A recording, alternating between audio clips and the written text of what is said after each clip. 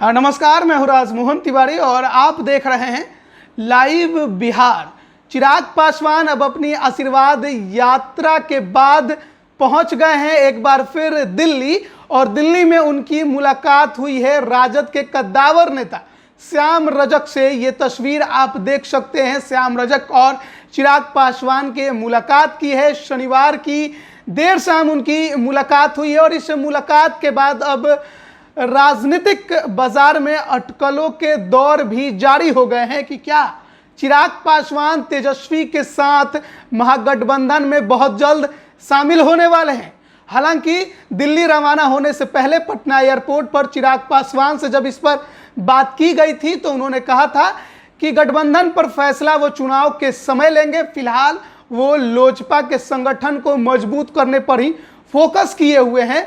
और कल शाम जब दिल्ली पहुंचे तो देर शाम उनकी मुलाकात राजद के कद्दावर नेता श्याम रजक से हुई है। और ये माना जा रहा है कि अब चिराग पासवान का जो बीजेपी को लेकर उनके अंदर गुस्सा बढ़ गया है, उसको मौके का फायदा उठाने की कोशिश में राजद लगी हुई है।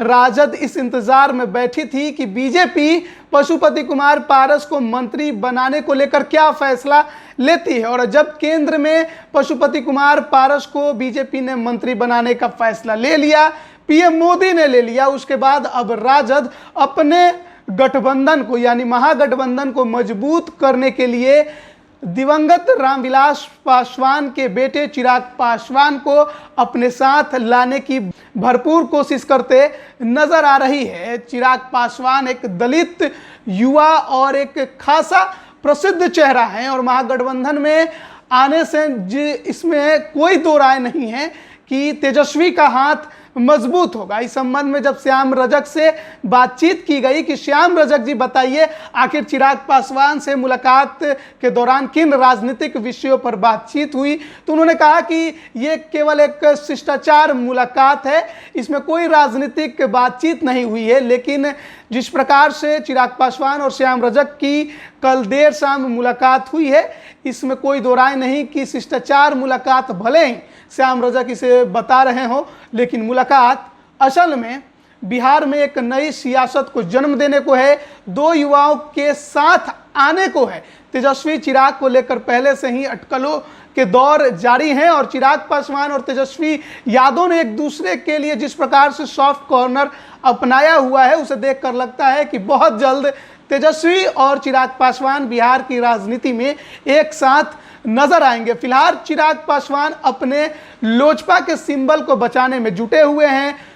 दिल्ली हाईकोर्ट भी गए थे लेकिन वहां पर उनके पक्ष में फैसला नहीं आया। दिल्ली हाईकोर्ट ने उनसे कहा है कि आप चुनाव आयोग जाए और वहां पर इस मामले को रखें और चुनाव आयोग इस पर फैसला लेगा।